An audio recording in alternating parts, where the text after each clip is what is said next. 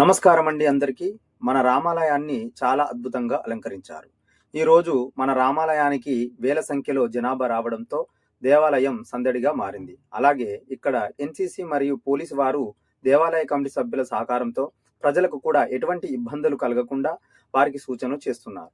దేవాలయంలో తీర్థ ప్రసాదాలు మరియు అన్న ప్రసాద కార్యక్రమం కూడా ఈరోజు చేపట్టారు. దేవాలయం మొత్తం రామనామ సంకీర్తనతో మారుమ్రోగిపోతుంది. స్త్రీలు కోలాటాలతో, చిన్నపిల్లలు నాట్య నృత్యాలతో చాలా అద్భుతంగా చేశారు.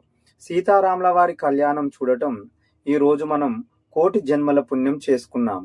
ఆ భద్రాచల రామయ్య, కోదండ రామయ్య, అయోధ్య రామయ్య మనల్ని నిరంతరం ఎల్లవేళలా మనల్ని కాపాడుతూ ఉండాలని ఈరోజు మనమందరం శ్రీరామ తారక మంత్రం పఠించి ఆ రామయ్య అనుగ్రహం పొందుదాం.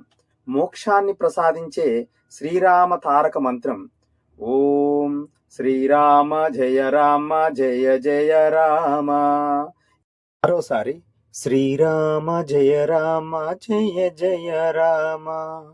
ఓం శ్రీరామ జయ రామ జయ జయ రామ. ఈ మంత్రాన్ని కనీసం 41 సార్లు లేదా 108 సార్లు మనం జపించినట్లయితే ఖచ్చితంగా సీతారాముల వారి అనుగ్రహం పొంది మనం కుటుంబం ఆయురారోగ్యాలతో అష్టైశ్వర్యాలతో వర్ధిల్లుతుంది. మీకు ఈ వీడియో నచ్చినట్లయితే మరిన్ని డివోషనల్ వీడియోల కొరకు మా ఛానల్ని సబ్స్క్రైబ్ చేయండి, లైక్ చేయండి, షేర్ చేయండి.